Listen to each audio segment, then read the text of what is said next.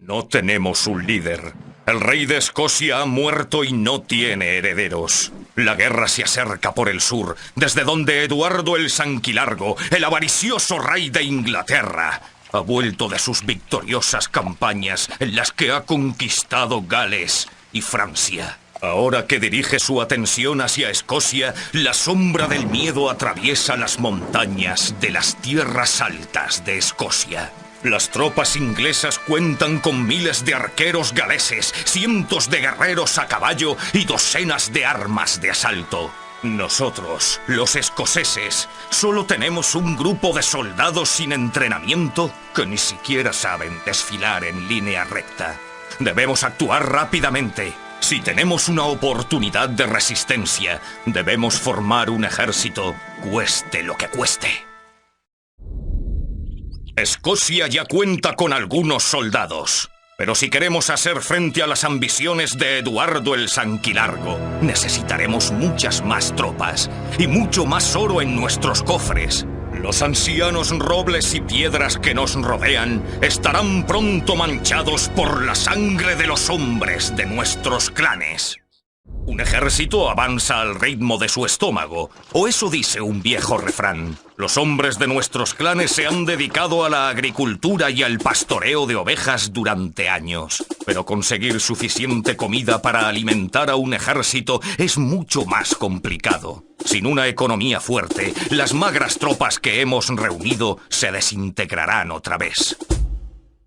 Eduardo el Sanquilargo, a pesar de su mala reputación, ha demostrado en Gales, Inglaterra y Francia que sus tácticas militares son muy efectivas, aunque también crueles y despiadadas. Es un enemigo a quien debemos temer. Los ingleses han saqueado la ciudad de Berwick-upon-Tweed. Podría llamarlo batalla, pero fue más bien una masacre. Hasta que no organicemos nuestro ejército, continuarán estas derrotas. Rezo para que estemos preparados cuando llegue el Sanquilargo. En los pueblos de las tierras altas se habla con preocupación de las escaramuzas entre Escocia e Inglaterra. Esta semana hemos perdido la ciudad de Dunbar. Los defensores escoceses rompieron filas y huyeron. Los ingleses tienen un ejército más numeroso y mejor preparado. Para enfrentarnos a ellos, necesitamos reclutar a mucha más gente que aprenda a manejar la lanza, la espada o el arco. Debemos convertir a estos pastores en soldados. Ahora que tenemos milicias estacionadas en la frontera, los ingleses han disminuido el ritmo de sus ataques. Pero enfrentarnos al ejército del Sanquilargo es harina de otro costal. El malvado rey inglés todavía no ha hecho uso de sus famosos arqueros. Nuestras milicias no podrán hacer nada frente a ellos. Vamos a necesitar armas más avanzadas. Desde el sur llegan rumores de un gigante que comanda las tropas de Escocia y que con su enorme espada se abre paso por igual entre hombres y caballos. Si este mítico caballero puede detener durante algún tiempo el ataque de los ingleses, tendremos tiempo de fabricar las armas que necesitamos. Nuestros herreros están forjando espadas y los carpinteros hacen flechas y venablos. El Sanquilargo ha invadido y saqueado la ciudad de Perth. Y lo que es peor aún, ha capturado la legendaria Piedra de la Coronación y se ha autoproclamado Rey de Escocia. Si no podemos conseguir una victoria pronto, las tropas escocesas estarán demasiado desmoralizadas para oponer ninguna resistencia. Si ese mítico gigante escocés existe, espero que venga con sus tropas hasta Stirling, donde tendrá lugar la próxima batalla.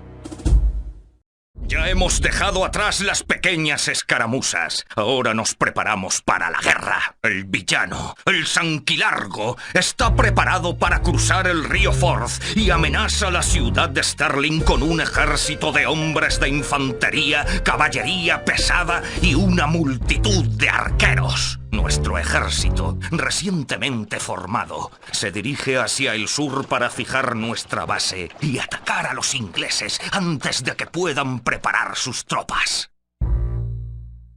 Stirling fue nuestra primera gran victoria. victoria. Mientras defendíamos la orilla, llegó a nosotros la noticia de que el puente de Stirling estaba en manos de tropas escocesas lideradas por el mítico caballero de quien tantos han hablado. Ahora conocemos su nombre: Sir William Wallace, el martillo de los ingleses. Eduardo el Sanquilargo dice que Wallace es un traidor y un criminal, pero Sir William responde que no puede ser un traidor porque nunca ha jurado lealtad a un rey inglés. Con Wallace al mando de nuestros ejércitos, los hombres luchan con un vigor renovado. Quizá vaya a cambiar la suerte. Tras la batalla de Stirling, nuestros cofres vuelven a estar vacíos, por lo que necesitamos fortalecer nuevamente nuestra economía antes de dirigirnos al sur, a las tierras tomadas por los ingleses. Necesitamos construir un mercado y crear rutas de comercio con los pueblos de los clanes amigos. Una vieja leyenda local cuenta que hay 3 reliquias sagradas escondidas al sur de Stirling. Si obtuviéramos estos objetos para el ejército de Wallace, la moral escocesa mejoraría mucho. Una vez que las 3 reliquias sagradas están a salvo en iglesias escocesas, los hombres afirman que hemos sido bendecidos por los cielos. Ahora nuestro ejército cuenta con una oportunidad y nos preparamos para el enfrentamiento final con los ingleses. Escocia ya tiene arqueros y caballeros para hacer frente a los del Sanquilargo. Nos dirigimos al sur, hacia Falkirk, donde nos encontraremos con el ejército de William Wallace y planearemos nuestro ataque conjunto al castillo inglés. La única manera de defender las pantanosas tierras bajas de los alrededores de Falkirk es construir un castillo y todas las murallas que podamos en poco tiempo. Estas fortificaciones protegerán nuestro campamento mientras fabricamos armas de asalto con las que atacar el castillo inglés. Cuando nuestra fortificación esté construida, Wallace en persona ha prometido unirse a nuestras tropas para atacar juntos al rey inglés y sus tropas. Parecía seguro que seríamos derrotados en Falkirk. Sin embargo, de alguna manera, y a pesar de ser diezmados por los arqueros ingleses, salimos victoriosos. Se destruyó el castillo inglés y fue erigido uno escocés en su lugar.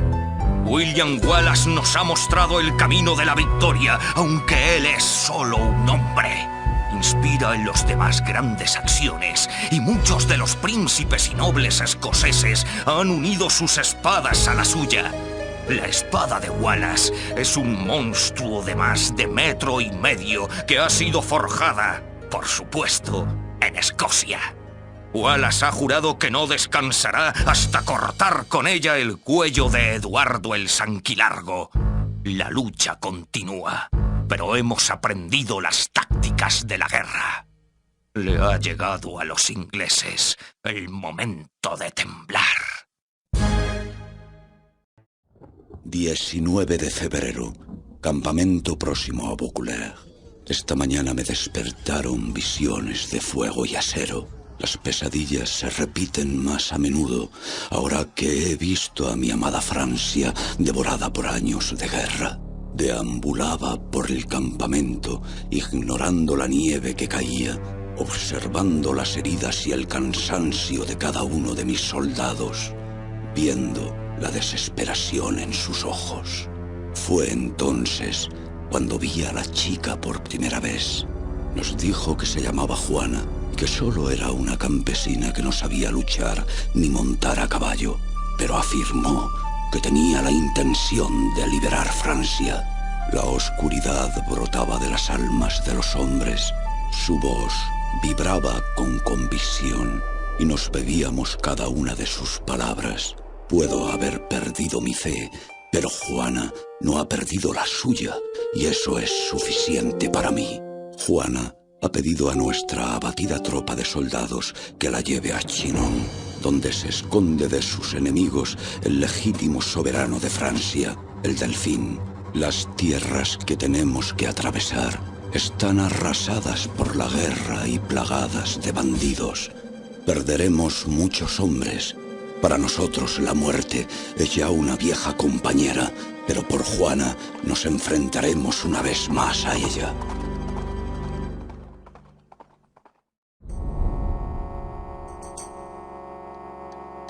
Mientras el eco de las pisadas de Juana era lo único que se oía sobre el vestíbulo de mármol del castillo, los obesos duques no hacían otra cosa que mirar. Hasta el propio Delfín parecía asustado cuando Juana se inclinó a besar sus pies. Mi querido Delfín, le preguntó, ¿por qué Inglaterra reclama lo que nos pertenece? ¿Por qué no eres coronado rey de Francia como es tu derecho? Los cortesanos empezaron a murmurar. El ayuda de cámara susurró unas mentiras al oído del Delfín, pero este apartó a su ayudante y se levantó para encontrarse con la mirada de Juana. Es más pequeña que el más bajo de entre nosotros, pero todos tenemos que levantar la mirada para hablar con ella. No sé qué conversación silenciosa se produjo entre el Delfín y la que sería su salvadora, pero estaba claro que su majestad estaba tan apresado por ella como nosotros. 26 de marzo, Chinon. Una cosa es que una banda de soldados desesperados ponga su confianza en una joven. Otra muy diferente, que a esa joven se le otorgue el mando del ejército de una nación entera.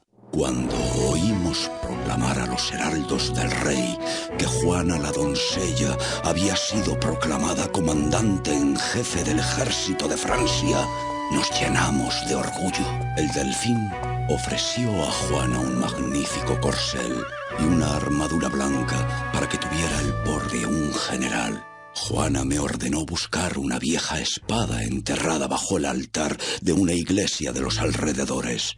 A pesar de mi escepticismo, mis hombres desenterraron una hoja oxidada que además resultó haber pertenecido a Carlomagno, el patriarca de Francia.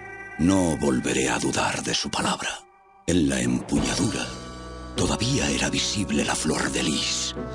Juana la adoptó como emblema y mandó que la grabaran en su estandarte de batalla. El estandarte va con ella a todas partes. Lo llevamos con nosotros a Orleans. La ciudad de Orleans es una de las principales de Francia, pero ha sido asediada por nuestros enemigos, Inglaterra y Borgoña, y está a punto de ser tomada. Esta guerra se ha prolongado durante 100 años, con contadas victorias francesas. El pueblo de Orleans necesita un salvador, necesita la ayuda de Juana de Arco. Juana profetizó que iba a ser herida en Orleans. En plena batalla, el disparo de una ballesta la derribó de su caballo. No podíamos creer nuestra mala suerte. Aún así, mientras retirábamos a Juana de esa carnicería, ganábamos la batalla. Orleans había sido liberada. Cuando entramos a la ciudad, la población entera nos aclamaba desde las ventanas, tejados y calles. Disparaban su artillería hacia el oscuro cielo, mientras gritaban el apodo de Juana la Pucelle, la doncella de Orleans. 14 de junio, Orleans. La reconquista de Orleans por nuestro ejército ha significado un retroceso para nuestros enemigos, pero no de gran importancia. Los ingleses todavía poseen la mitad de Francia. Desafortunadamente, hemos perdido el tiempo durante semanas mientras los consejeros del Delfín discuten. Juana se irritó por el retraso y reunió a su ejército. No habla de otra cosa que de su misión de expulsar a los ingleses hasta el mar. La fuerza de voluntad de Juana es titánica. Ha reunido bajo su estandarte a bandidos y charlatanes y los ha convertido en patriotas y héroes. Entre ellos se encuentra un hombre llamado Lair, un gigante vestido con una malla plateada que anima a los hombres con sus juramentos y con sus puños. Empaté, La IR podrá romperle el cuello a montones de ingleses. Patay es el camino de acceso al valle del río Loira. Los ingleses mantienen el Loira en un puño de acero, mientras un enorme ejército, mandado por Sir John Falstolf, devasta los campos. Juana nos guía hasta Patay para tomar los castillos ingleses, pero debemos evitar enfrentarnos al ejército de Falstolf hasta que seamos lo bastante fuertes como para enfrentarnos a sus veteranos soldados. Después de Patay, se rompió el mito de la invulnerabilidad británica. Ahora, nuestro ejército sabe que puede ganar, pero solo si somos hábiles y audaces.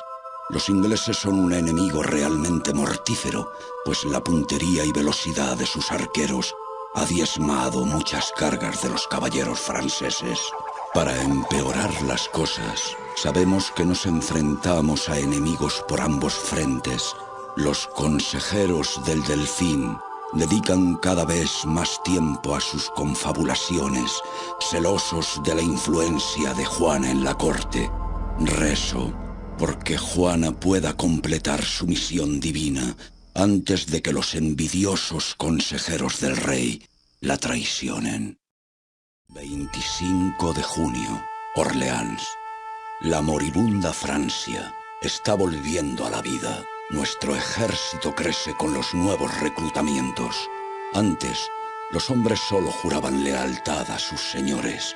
Ahora no luchamos por señores y damas insolentes, sino por Francia, para todos nosotros. Juana es Francia. No hay diferencia entre ambas. El Delfín en persona ha llegado a Orleans. Nunca había visto una celebración parecida. Francia necesita un rey, por lo que debemos escoltar al Delfín hasta Reims, donde será coronado. Pero la ciudad de Reims está peligrosamente amenazada por el ejército anglo-borgoñón. Además, las ciudades de Troyes y Chalon bloquean el camino. Juana ordena la liberación de las 3 ciudades antes de la ceremonia de coronación, y nosotros esperamos ansiosamente la lucha. Cuando entramos en Reims, una multitud de campesinos y señores se arrodillaron ante Juana. Algunos se arrodillaban incluso para besar las huellas que iba dejando su caballo. Los cañones tronaban y miles de banderas ondeaban al viento. En el enorme palacio, el Delfín se postró ante el arzobispo y se levantó convertido en rey de Francia. El inmenso castillo resonaba de oraciones, himnos y sermones. Los andrajosos soldados de nuestro ejército, muchos de ellos todavía heridos, se mezclaban con los perfumados duques y sus damas. Juana estaba junto al rey, lo mismo que su ajado estandarte de batalla. A pesar de tanta celebración, en mi interior sé que todavía falta mucho para que termine esta guerra. Nuestros padres y abuelos murieron luchando contra los ingleses. Juana nos da esperanzas, pero no sé si la esperanza bastará para asegurar la victoria. 3 de septiembre, Reims. Francia vuelve a tener rey. Sin embargo, a medida que aumenta la influencia de Juana en el pueblo, crecen los celos en la corte. Los malvados consejeros del rey quieren acabar con Juana. Es solo cuestión de tiempo que consigan envenenar la mente del monarca. Juana debe darse prisa en cumplir su misión. París, la joya de Francia, ha estado bajo la tiranía inglesa desde hace décadas. Y los patriotas franceses, atrapados en la ciudad, están ansiosos por escapar. Avanzamos ahora hacia París con la esperanza de que los refuerzos que nos prometieron lleguen a tiempo. Tragedia. Mientras los refugiados entraban en el castillo de Compiègne, Juana quedó atrapada fuera. Los soldados borgoñones la derribaron de su caballo y desfilaron exhibiendo a su prisionera. Ninguno de nosotros puede dormir sabiendo que nuestra amada Juana de Arco languidece en una prisión borgoñona. Los soldados se quedan mirando el cielo amenazador, culpándose de no haber podido salvarla, de no haber podido salvar a Francia. París fue la primera gran derrota de nuestro ejército. Si el soberano hubiese enviado los refuerzos prometidos, habríamos tomado la ciudad. Nos enfrentamos a la hora más oscura de Francia. 14 de julio, Burdeos. Juana de Arco ya no existe. El mundo que estaba lleno de cosas preciosas está ahora vacío y es miserable. Los ingleses la juzgaron por hereje, pero la mente de Juana estaba tan afilada como su espada y supo evitar todas las ingeniosas trampas de sus acusadores. Juana no renunció a su misión, ni siquiera en sus últimos momentos, pero los ingleses la declararon culpable y la quemaron en la hoguera. Mas su muerte no ha sido inútil. La Pucelle es el grito de guerra unánime que campesinos y nobles claman al tomar las armas. Mi ejército es un ejército de valientes, e incluso sin el rey tenemos la intención de atacar la fortaleza inglesa de Castillón. Una victoria en Castillón acabaría para siempre con las pretensiones inglesas en Francia. Si muero en esta batalla, lo haré por la doncella de Orleans. Moriré como un patriota de Francia. En poco más de un año, una joven puso fin a un siglo de esfuerzos, sangre y victorias inglesas. La guerra de los 100 años ha terminado. Y lo que es más importante, las acciones de Juana avivaron la llama del nacionalismo francés. Campesinos y nobles ya no pertenecen a señores o a reyes, sino a Francia. No dejaremos que se olvide a Juana de Arco. Cientos de ciudades y pueblos de toda Francia han encargado su estatua o una vidriera con su imagen. Su veredicto de culpabilidad fue debidamente rectificado y con posterioridad Juana de Arco fue beatificada. Unas veces, el desenlace de la historia está determinado por la fuerza de los combatientes, otras por las circunstancias. Pero en el siglo XV, la historia de Francia cambió por la voluntad de una joven, la única persona en toda la historia que ha dirigido el ejército de una nación, a la edad de 17 años. Egipto. Hace ya un mes que llegué a Tierra Santa. Estaba en tierras extranjeras, a punto de morir. Vagué por el frío desierto durante 4 noches antes de que los arqueros me encontraran. Había abandonado mi montura, ahora carroña para los buitres, y mi armadura durante el calor del día. Como adversario, no les suponía ninguna amenaza. Pensé que eran turcos que habían venido a jugar con su presa, pero cuando pude distinguirlos del borroso espejismo, me di cuenta de que eran sarracenos, los dueños de Oriente Medio. Había llegado a Tierra Santa con los cruzados de Francia y Normandía, por lo que era su enemigo de pleno derecho. Me dieron agua y un caballo escuálido, y me llevaron ante su jefe. Así conocí a Saladino. En Europa, las pinturas muestran a Saladino como un ser demoníaco y bárbaro, pero es más cortés que todos los guerreros que he conocido hasta ahora, y prefiere estar en sus palacios de Damasco que matando normandos en el desierto. No esperaba hospitalidad por parte de los sarracenos. Los normandos ejecutamos a cualquier árabe armado que capturamos, pero Saladino me dejó libre en su campamento. Quizás desee la presencia de un observador objetivo que narre la prodigiosa carnicería que se avecina. El ejército de Saladino se dirige hacia el sur, a Egipto, para reforzar el Cairo. Egipto es una tentadora presa para los cruzados. Es increíblemente rico y su gobierno es poco eficaz. Antes de ser capturado, iba a unirme al ataque de los cruzados a Egipto. Es una amarga ironía que vea ahora el enfrentamiento desde el campo enemigo. Así fue como me encontré a menos de 160 kilómetros del Mar Muerto en compañía de mis enemigos. Los francos se han dispersado y el ejército egipcio está acabado. Saladino ha tomado su lugar como gobernador del Nilo. Cualquier rey europeo aprovecharía esta oportunidad para eliminar a sus enemigos políticos. Sin embargo, Saladino ha permitido que abandonen las ciudades armados todos los egipcios que se oponen a su reinado. Saladino se ha propuesto ganarse a la población de El Cairo. Construye mezquitas y palacios, universidades y hospitales en la ciudad. Mis compatriotas, los hijos de Europa, en lo único que estaban interesados era en el pillaje. Pero los sarracenos trabajan para dignificar su civilización. Es una situación turbadora que me dificulta el sueño. La ciudad santa de Medina, año 15 de mi captura. He llenado fatigosamente volúmenes con mi escritura. Saladino los lee raramente. Habla de acontecimientos más importantes que están todavía por llegar. Las fronteras políticas de este interminable desierto han cambiado como consecuencia de 3 cruzadas. Ahora existen en Tierra Santa 4 estados que pertenecen a los cruzados. Tras la victoria sarracena en Egipto, los líderes cruzados comprendieron que Saladino era un motivo de preocupación y se apresuraron a proponerle un pacto. Esperaba que ahora que la paz ya está entre nosotros, sería devuelto a los míos. Pero esta paz, que ha sido demasiado breve, ya se ha roto.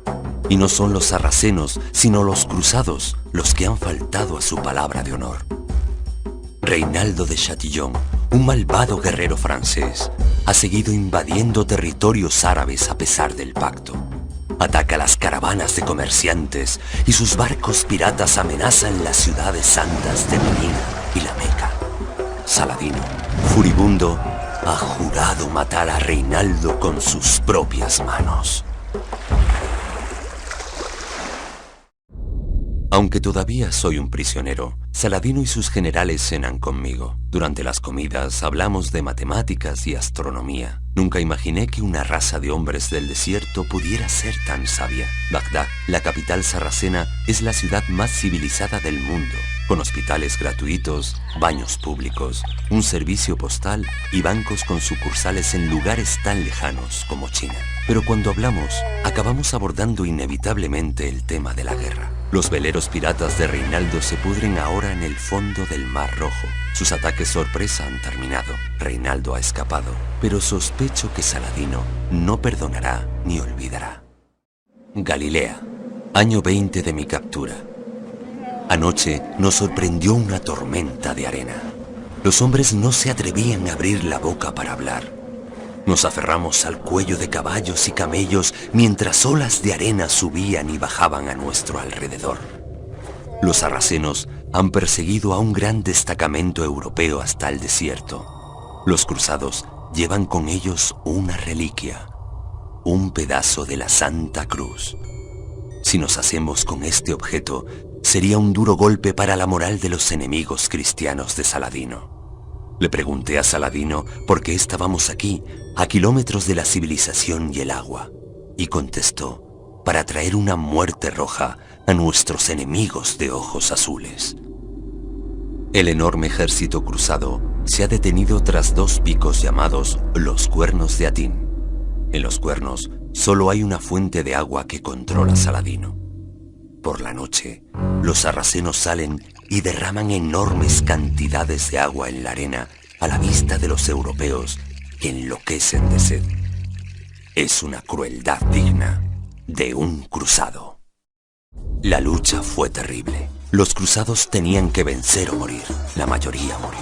Saladino ha tratado bien a sus prisioneros proporcionándoles agua helada de las montañas y tiendas cómodas. Por primera vez en años he tenido la oportunidad de hablar con mis compatriotas, pero no sabía qué decirle a estos invasores. No todos los prisioneros fueron tratados tan dignamente.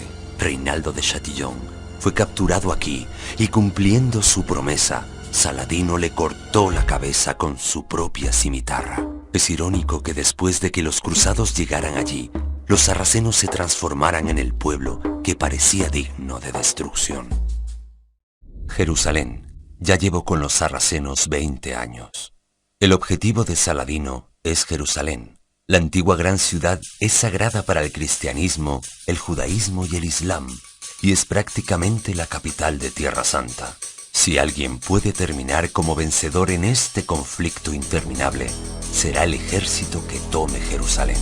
Para complicar las cosas, Saladino está decidido a no dañar la ciudad. Si una simple urna sagrada es destruida, Saladino podría ser visto por el pueblo como un conquistador más, no como su libertador.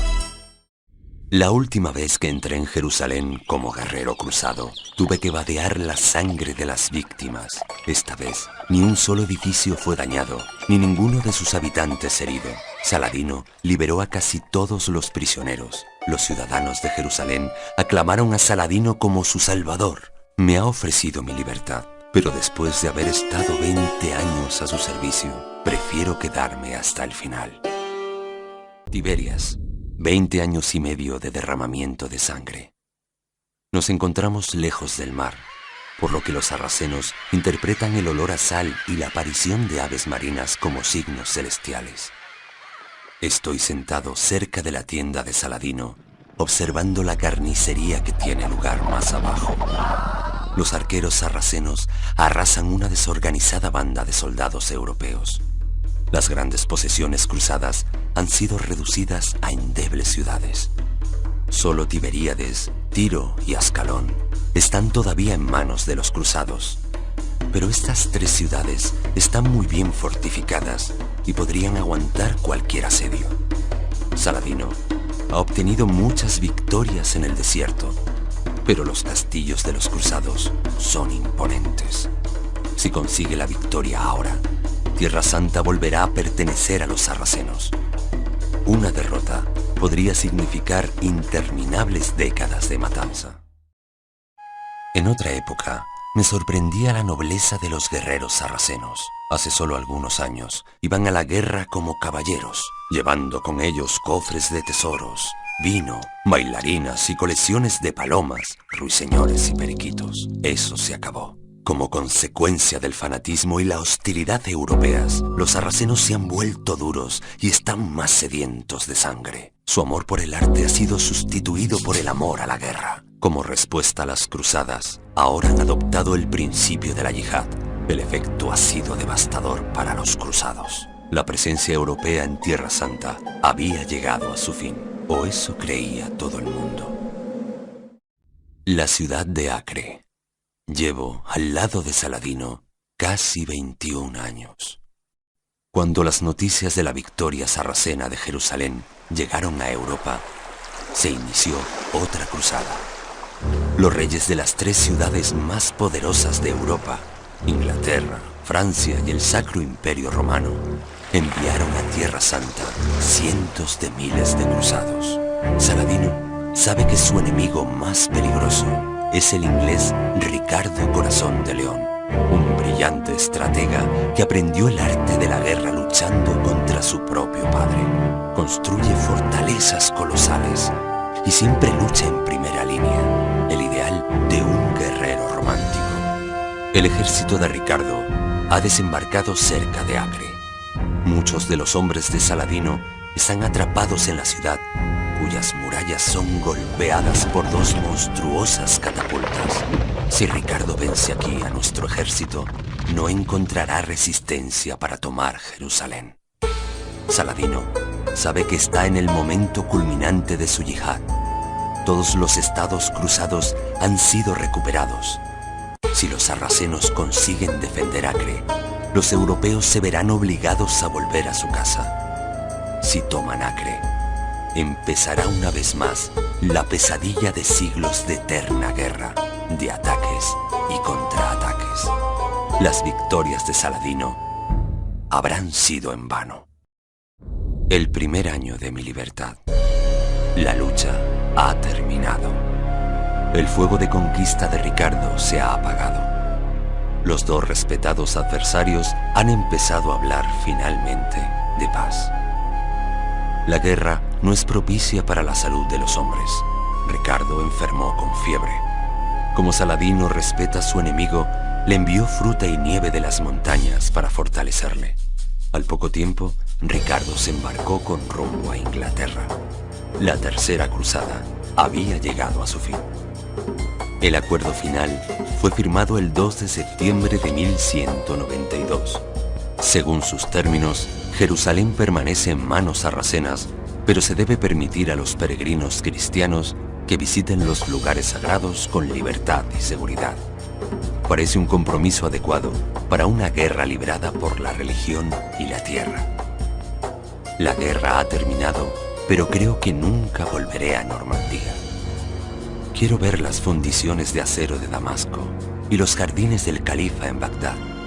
Todavía no he visto el poderoso Crac de los caballeros, la que fue la fortaleza de los caballeros templarios. Hay lugares extraordinarios en Tierra Santa y puedo pasar aquí toda una vida. La paz reina en Tierra Santa de momento. Desafortunadamente, en un territorio tan pequeño que alberga tantas culturas diferentes y que es cuna de 3 de las más grandes religiones del mundo, sospecho que la sangre volverá a manchar la arena algún día. Un lobo azul tomó por esposa a una gama. Se asentaron en el nacimiento del río Onón para criar a su prole, y así nacieron los mongoles. Así empieza el trabajo de mi vida, la historia secreta de los mongoles. He sido elegido para narrar esta hazaña porque están a punto de producirse acontecimientos importantes. Nos vamos de Mongolia. Siempre he vivido en esta yerma, seca e interminable estepa. Aquí las tribus se pelean como buitres por el cuerpo desecado de una marmota. Se lucha porque los recursos naturales son limitados. Agua escasa, pocos árboles, hierba insuficiente para que pasten nuestros rebaños. Un hombre inteligente y peligroso llamado Temujin quiere cambiar todo esto. Dice que para que el conflicto entre las tribus termine, los mongoles solo necesitamos 2 cosas. La primera, pastos verdes para nuestros rebaños. Si hubiera más pastos para repartir, habría menos competencia entre las tribus. En segundo lugar, como somos una nación de guerreros, dice que necesitamos un enemigo común contra quien batirnos. Para cubrir ambas necesidades, Temujin ha ideado el más modesto de los planes: unir a las tribus y declararle la guerra a cualquiera que se cruce en nuestro camino. ¿Pero cómo?, le hemos preguntado. ¿Cómo pueden unos nómadas a caballo que viven en tiendas de fieltro embarcarse en una campaña de conquista del mundo? Temujin ha respondido que no lucharemos como guerreros, sino como un ejército unificado. No lucharemos para tener gloria, sino por la gloria de Mongolia. Y con esas palabras, el nombre de Temujin ha pasado casi al olvido. Su nombre ha sido reemplazado por un título: el Gran Khan, Genghis Khan. Casi todas las tribus mongolas se han unido bajo el mando de Genghis Khan. Los jefes que rechazaron la unión han sido hervidos vivos. Cada día hay nuevos rostros que toman el arco, manos hasta ahora desconocidas que toman las 9 tiras de pelo de yak que se ha convertido en el emblema de Genghis. Hay más hombres y caballos reunidos en el campamento de los que nunca imaginé que pudieran existir. Arqueros a caballo y lanceros, hombres con corazas de cuero y armadura de seda, todos levantan la cabeza hacia la plataforma desde donde Genghis habla. El Gran Khan se llama a sí mismo el castigo de Dios. Los hombres sonríen como lobos hambrientos. Es el amanecer del primer día del imperio mongol. El invierno ha llegado a las estepas. La tierra está helada y dura como el hueso, y el único movimiento que se observa es el resuello que sale de narices de hombres y caballos. Solo la promesa de una batalla les da calor. Prácticamente todas las tribus de Mongolia siguen ahora a Genghis Khan, pero con el éxito también llegan los enemigos. Un hombre llamado Kusluk ha puesto en duda el derecho de Genghis a gobernar. Kusluk siembra la discordia en la tribu de los Kitán y pretende ser proclamado como un Khan rival. Genghis no puede permitir que esta desobediencia quede impune. Necesita que cunda el ejemplo, así que nos dirigimos hacia el oeste para encontrar y matar a Kusluk. Si la tribu de los Kitán le protege, también sus vidas serán sacrificadas. Genghis Khan sabe que existen otras armas además de la lanza y el arco. Es un maestro de la guerra psicológica, por la misma razón que ha acabado con Kusluk, para que cunda el ejemplo. Arrasa las tierras de sus enemigos. Cuando encontramos un nuevo adversario, el Gran Khan no perdona vida alguna. Vamos hasta la ciudad más próxima, arrasamos todo lo que se mueve, quemamos la ciudad, sembramos los campos de sal y hacemos una montaña con los cráneos de nuestros enemigos. Después de eso, el resto de las ciudades se apresuran a enviarnos sus emisarios, ansiosos por aplacar a las voraces hordas mongolas. Ya, toda Mongolia está bajo el poder de Genghis Khan. Más allá hay dos vastos imperios, China hacia el este y Persia hacia el oeste. Persia sería la siguiente opción lógica de batalla, ya que nos separa de los ricos vastos de Europa. Pero antes de eso, Genghis Khan tiene otros planes. Después de ser testigos del poder de nuestra caballería en acción, los chinos solo querían hablar de paz. Nos prometieron incluso que nos apoyarían en nuestra campaña del oeste. Pero una vez que nos alejamos de China, decidieron no enviar los hombres y las armas que habían prometido a Genghis. Es el momento de otra demostración. Persia puede esperar. Mientras tanto, la horda se dirige nuevamente al este y nos preparamos para invadir China, el imperio más grande y más avanzado del mundo. Fue una gloriosa carnicería. Durante años, los visitantes de China quedarán asombrados por la montaña de esqueletos humanos y equinos que hemos erigido. Las hordas lograron una gran recompensa por su invasión de China, la tecnología. Ahora poseemos los conocimientos y el equipo necesario para construir armas de asalto. Haremos reventar los castillos persas y europeos para alcanzar las partes más debilitadas de su interior. Genghis está satisfecho de nuestro progreso y de la herencia que deja tras él. Su madre tuvo que comer una vez cebollas silvestres y roedores para no morir de hambre. Pero los hijos y nietos de Genghis comerán en platos de oro persas. Dormir en la silla del caballo, beber agua de lluvia, comer solo carne seca, leche desecada y sangre de caballo. Así es la vida de un mongol en guerra. Por la noche nos recompensan con leche de yak fermentada y la promesa de los tesoros persas. Impulsados por las palabras del Gran Khan, hemos cruzado al galope kilómetros del continente asiático. Frente a nosotros se encuentra el vasto imperio de Persia. Le daremos al Khwarazm Shah otra oportunidad de someterse y luego sus ciudades serán destruidas, piedra a piedra. Pero no todos nos dirigimos a Persia. Genghis ha enviado a Subotai Bahatur de la Horda de los Renos en dirección norte hacia Rusia. Los territorios rusos están desorganizados y Genghis espera que Subotai pueda someterlos uno a uno. Y entonces los límites de Mongolia abarcarán toda Asia. Los persas contaban con un ejército de casi 500.000 de hombres, pero fueron batidos por el ejército mongol, que tenía menos de la mitad. Los gobernadores de las ciudades periféricas fueron ejecutados, derramándoles plata fundida en ojos y gargantas. La ciudad capitalina de Samarcanda, que se suponía que soportaría nuestro asedio durante un año, cayó en 5 días. Hacíamos montañas diferentes con los cráneos de hombres, mujeres, niños, caballos, perros y gatos. Vagábamos por las calles, asombrados de la opulencia de los persas, bebiendo en sus fuentes y regalándonos consumos y frutas. Para hombres que habían nacido en una tienda, era como si Genghis Khan hubiera abierto las puertas del mismísimo cielo. Rusia y Mesopotamia estaban ya a nuestras órdenes. El imperio abarcaba ahora más de 11.000 kilómetros, desde el Océano Pacífico al Mar Negro. Estábamos a punto de entrar en Europa cuando ocurrió la tragedia. Los lobos viejos no tienen una muerte fácil.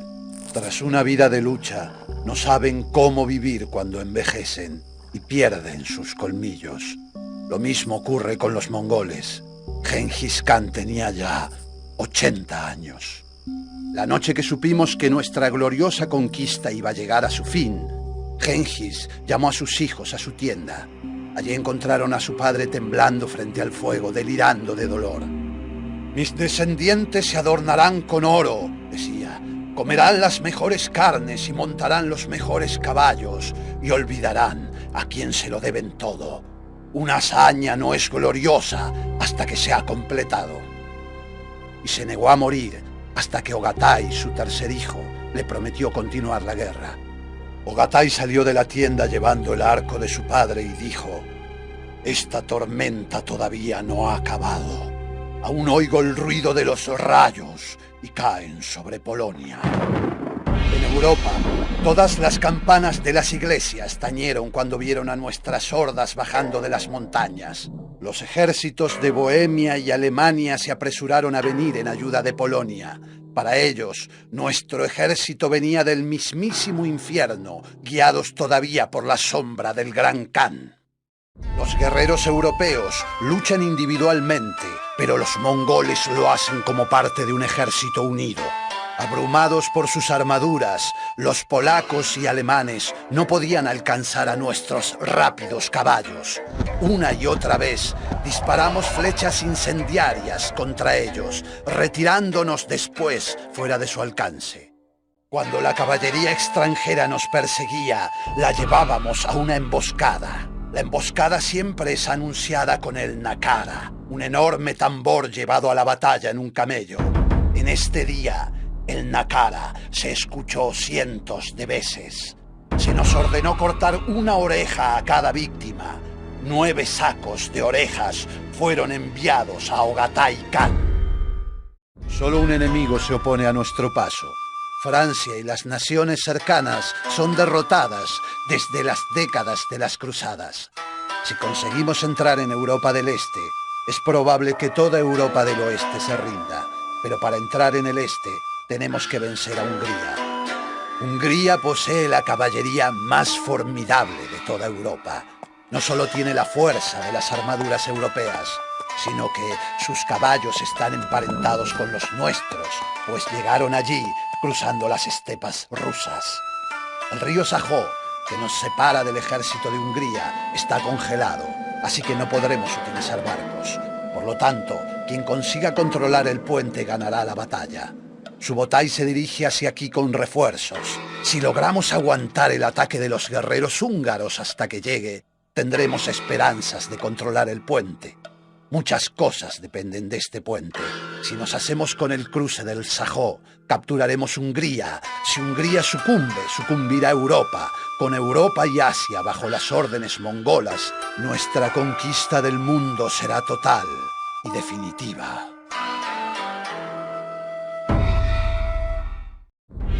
Nada se opone entre nosotros y el océano Atlántico. El imperio mongol abarca 2 continentes enteros. Europa y Asia pertenecen a las hordas. Cada lugar que hemos conquistado ha cambiado definitivamente con nuestra llegada. Rusia, que una vez estuvo formada por belicosas ciudades, al igual que la antigua Mongolia, se fundirá en una única y gigantesca nación. Gengis Khan forjó el mayor imperio jamás creado por un hombre durante su vida. Su cuerpo fue llevado al río Onón, donde vivieron el legendario lobo azul y la gama. Fue enterrado y después 1000 jinetes cabalgaron sobre la zona para ocultar el emplazamiento exacto. El lugar del último descanso de Gengis Khan fue devorado por las estepas. Mi pueblo alimenta la leyenda de que su gran líder volverá un día para guiar la caballería hacia otra sangrienta victoria.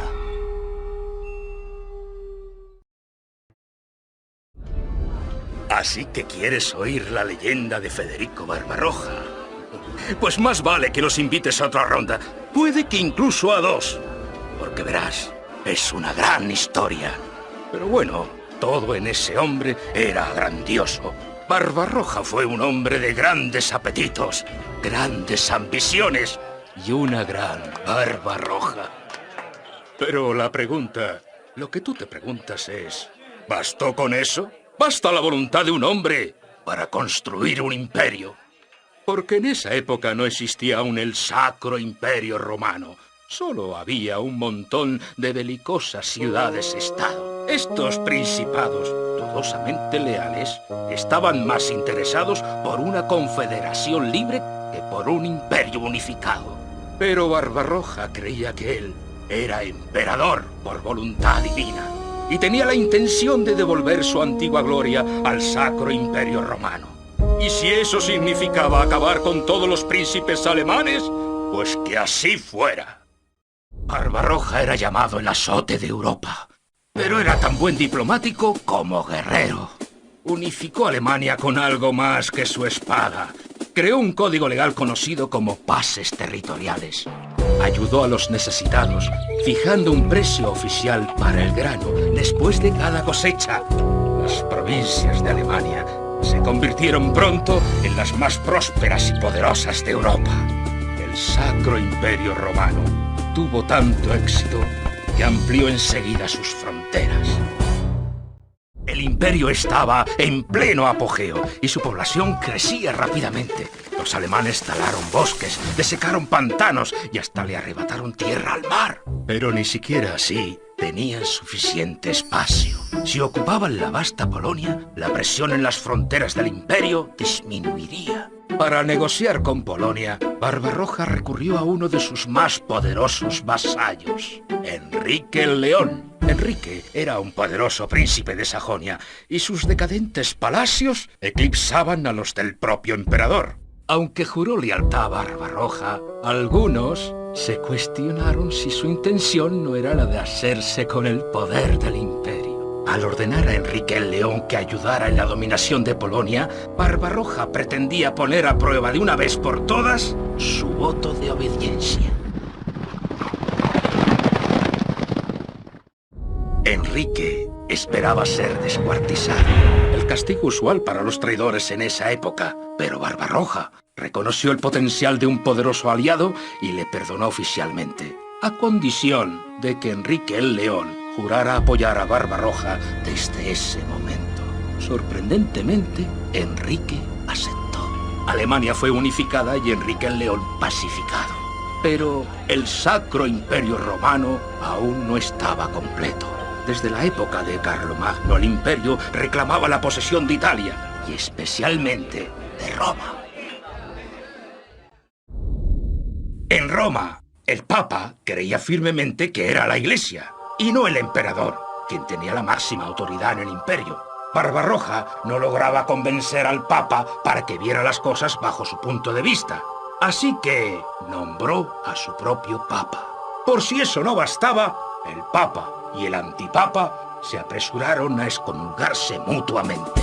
Al final, Barbarroja decidió recurrir a la política de las armas. Si el Papa no atendía razones, puede que lo hiciera cuando 2000 guerreros alemanes tomaran la península itálica.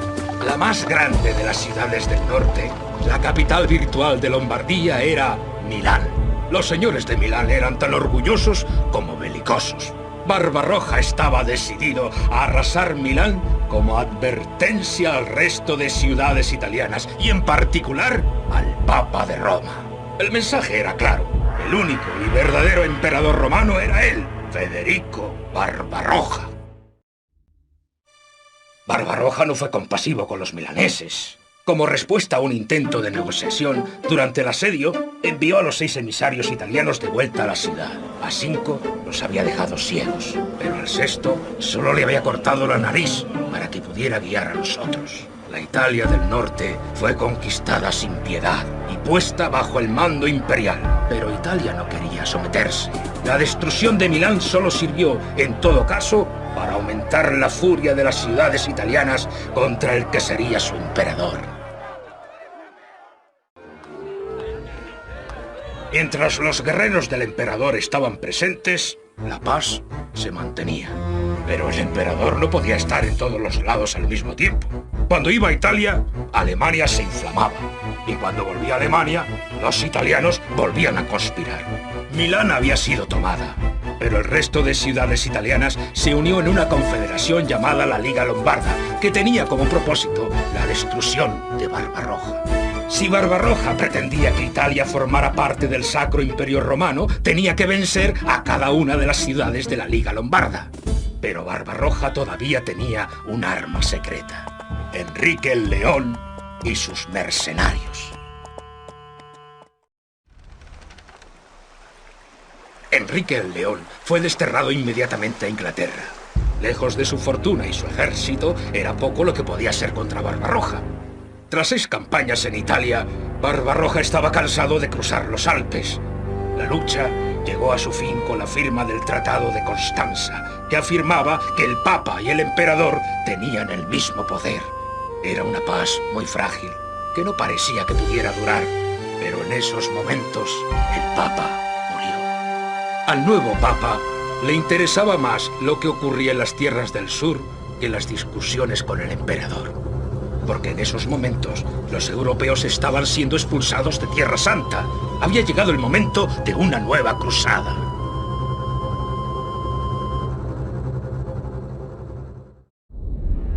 El Sacro Imperio Romano estaba culminado y por el momento Alemania e Italia juraban fidelidad a Barbarroja. Pero ay, la paz no perduraría. Los estados cruzados de Palestina se estaban desmoronando. Un rey sarraceno llamado Saladino había expulsado de sus castillos a todos y cada uno de los cruzados. El Papa propuso una nueva cruzada antes de que la Tierra Santa volviera a ser de los sarracenos. Increíblemente, Barbarroja se dio a llevar a cabo esta nueva cruzada para el Papa, contra quien había luchado tan duramente. Los reyes Felipe de Francia y Ricardo Corazón de León de Inglaterra ya estaban a bordo de los buques que les llevarían a Oriente Medio. Pero el ejército de Barbarroja era mucho más grande y no había una flota en Europa capaz de transportarlo. El emperador tendría que ir por tierra hasta Constantinopla y a través de las tierras turcas llegar a Jerusalén. Constantinopla era la capital del Imperio Bizantino y una de las más gloriosas ciudades del mundo. El ejército de Barbarroja podría descansar y abastecerse en Bizancio antes de empezar la Gran Marcha. El agotado ejército de Barbarroja había andado durante cientos de kilómetros a través de abruptas montañas bajo el sol de julio. Así pues, al tropezarse con las rápidas aguas del río Coxu, los hombres se sintieron sorprendidos y agradecidos. Ni siquiera Barbarroja pudo resistirse a meterse en el frío y refrescante río sin detenerse siquiera a quitarse la armadura. Ante las incrédulas tropas supervivientes, Barbarroja se ahogó. Algunos afirman que el emperador no pudo nadar por causa de su armadura de metal. Otros creen que su corazón de 67 años no aguantó más. Independientemente de la causa de su muerte, la cruzada de Barbarroja terminó allí, el 10 de junio de 1190. Ese fue el final del Sacro Emperador Romano. Los soldados de Barbarroja estaban destrozados. Algunos caballeros se suicidaron. Otros se convirtieron y se unieron a los sarracenos, convencidos de que el mismo Dios les había abandonado. De todas maneras, quedaba un puñado de guerreros que todavía no quería subir a un barco para regresar a Europa. El cuerpo del poderoso Barbarroja fue sacado del río y guardado en vinagre en un barril. El ejército del Sacro Imperio Romano no se uniría a la cruzada, pero todavía tenían la oportunidad de obtener una pequeña victoria. Los guerreros supervivientes hicieron el voto de llevar el cuerpo de Barbarroja a Jerusalén. Aunque muerto, el emperador cumpliría su promesa. Todo gran rey tiene su leyenda, desde Arturo hasta Barbarroja, que afirma que regresará algún día cuando su pueblo lo necesite. Los mitos y leyendas sobre el emperador dormido se han transmitido en las historias populares alemanas. El Sacro Imperio Romano no perduró. Volvió a deshacerse en retazos de pequeñas naciones. Algunos dirán que el reinado de Barbarroja fue un fracaso, pero no hay mejor testamento de este hombre que el hecho que su voluntad fuera suficiente para mantener el imperio unificado. ¿Y qué pasó con Enrique el León? Tras la muerte de Barbarroja no había nada que le impidiera volver al Sacro Imperio Romano. Pero ahora soy solo un viejo. ¿Qué daño podría hacer?